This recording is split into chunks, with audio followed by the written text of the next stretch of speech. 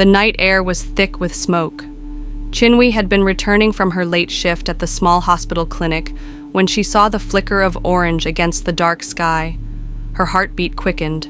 The cries were faint at first, like whispers carried by the wind. "Chris, help, please!" Without thinking, she sprinted toward the burning mansion at the edge of Victoria Island. The gate was ajar and the air was suffocating with heat. She could hear wood crackling, glass shattering, and the desperate coughing of someone trapped inside. Through the thick smoke in the grand living room, Chinwe spotted a small figure, no more than 10 years old, curled beside a toppled bookshelf. Her eyes burned as she fought the instinct to turn back.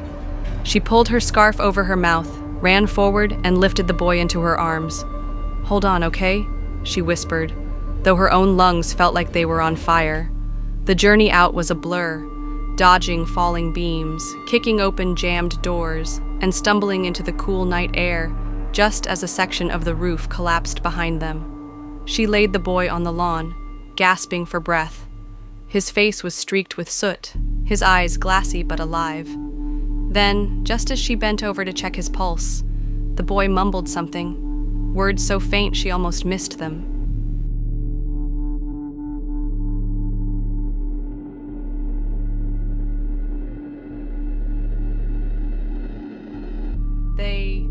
They didn't want me to tell. Daddy will die next.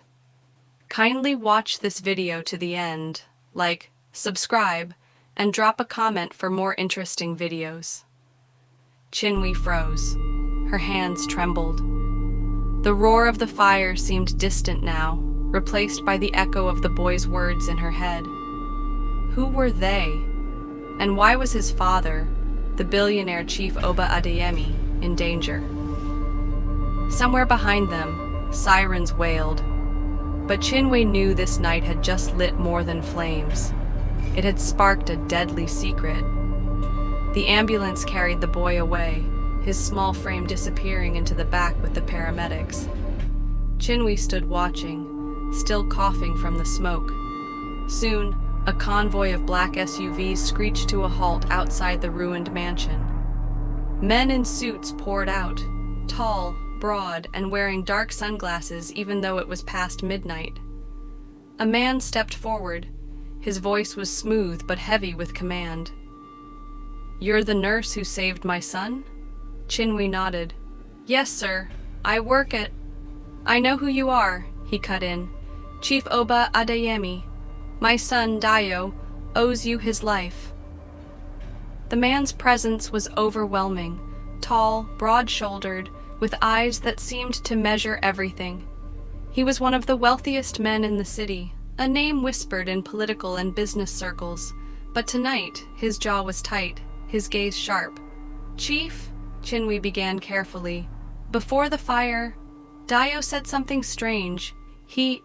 Before she could finish, one of the suited men stepped closer. "Oga, we should take this conversation inside. Too many ears here." Chief Oba gave Chinwe a long look, then simply said, "Come with me." Inside the mansion's undamaged guest house, Chinwe found herself seated in a plush chair. Chief Oba leaned forward. "What did my son say to you?" She hesitated. "He said, they didn't want me to tell. Daddy will die next." Chief Oba's eyes darkened. He didn't look shocked. He looked like a man who had just heard confirmation of something he feared. "Nurse Chinwe, for your own safety, forget you heard that." The words chilled her more than the night air outside, because in his tone, she could hear the unspoken truth. This was not just about a fire. This was about a plan.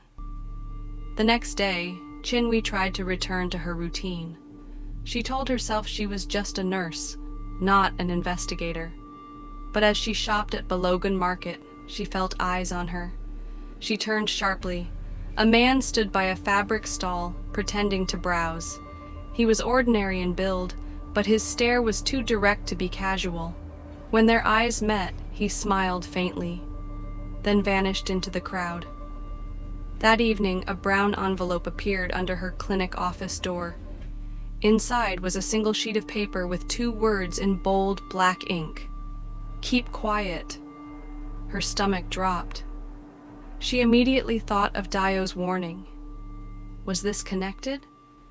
She considered going to the police, but who would believe her? And if Chief Oba himself had told her to forget it, did that mean the threat was coming from people close to him? Her thoughts were interrupted by her phone buzzing. It was an unknown number. A man's voice spoke, low and urgent. "Nurse Chinwe, if you value your life, leave Lagos tonight. They know you heard the boy." "Who are you?" she asked, her voice trembling. But the line went dead. For the first time, she realized this wasn't just about saving a child from a fire. Somehow, she had stumbled into a deadly game, and the next move could cost her everything. 2 nights later, Chinwe found herself outside a high-end restaurant in Ikoyi, delivering medical supplies to a client. As she waited for her taxi, she spotted Chief Oba entering with 2 men she didn't recognize. Her curiosity battled with her fear. Curiosity won. She slipped inside and took a seat in the far corner, partially hidden by a tall plant. The men spoke in hushed tones, but one sentence reached her clearly. "Phase 2 will be at the charity gala. Once he's gone, the contracts will be ours." Her heart pounded. They were talking about dealing with Chief Oba, but why would they be discussing it openly, in front of him? Unless Chief Oba wasn't the target at all. Then she heard something that froze her blood. "Make sure the nurse is handled. We can't risk her talking." Her hand trembled as she reached for her bag. She had to leave, now. But as she stood, a waiter approached her table. "Madam, this is from the gentleman." He placed a folded napkin in front of her. Inside, in neat handwriting, were the words, "We see you." The next morning, Chinwe didn't go to work.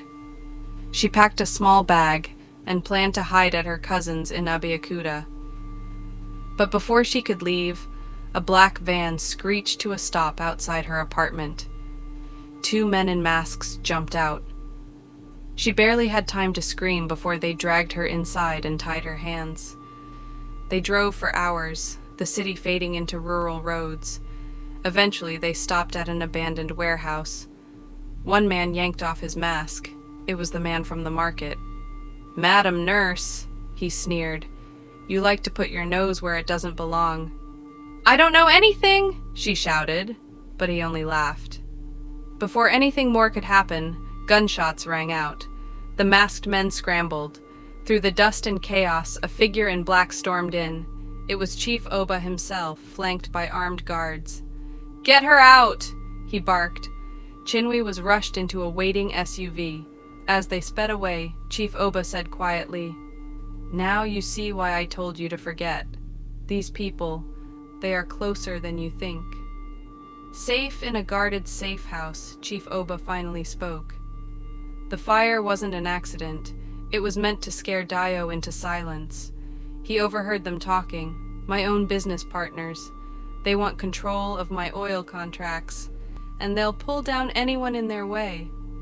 Chinwe listened, shocked. "Then why not go to the police?" Chief Oba gave a bitter smile. "Some of them are in it too." He explained that the charity gala in 2 days was their real stage. They planned to stage his death in an accident, making it look natural. With him gone, his empire would fall neatly into their hands. "Will you help me, Nurse Chinwe?" he asked. "You're the only one I can trust now."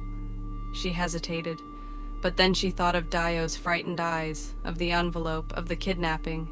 She nodded. "Tell me what I need to do." The gala glittered with wealth and power. Politicians, celebrities, and foreign investors filled the hall. Chinwe, dressed in a borrowed evening gown, moved among the guests, keeping her eyes on Chief Oba. At exactly 9:15 p.m., she spotted one of the men from the warehouse slipping something into a champagne glass. Without thinking, she grabbed the tray from the waiter and deliberately spilled the drink onto the floor. Gasps filled the air, but her eyes locked with Chief Oba's. He knew she'd just saved him. Security pounced on the would-be assassin. The man shouted threats as he was dragged away, but it was too late. The plot had failed. Later that night, Chief Oba shook Chinwee's hand. "You didn't just save my son. You saved me. I owe you more than I can ever repay." Chinwee smiled faintly. "Just keep Dio safe," she said. Bravery is not the absence of fear, but the decision to act despite it. Doing what is right can be dangerous, but silence in the face of evil is more dangerous still. Thank you for watching this video to the end. You are my real VIP. Kindly like, comment, and subscribe to this channel for more videos. Bye.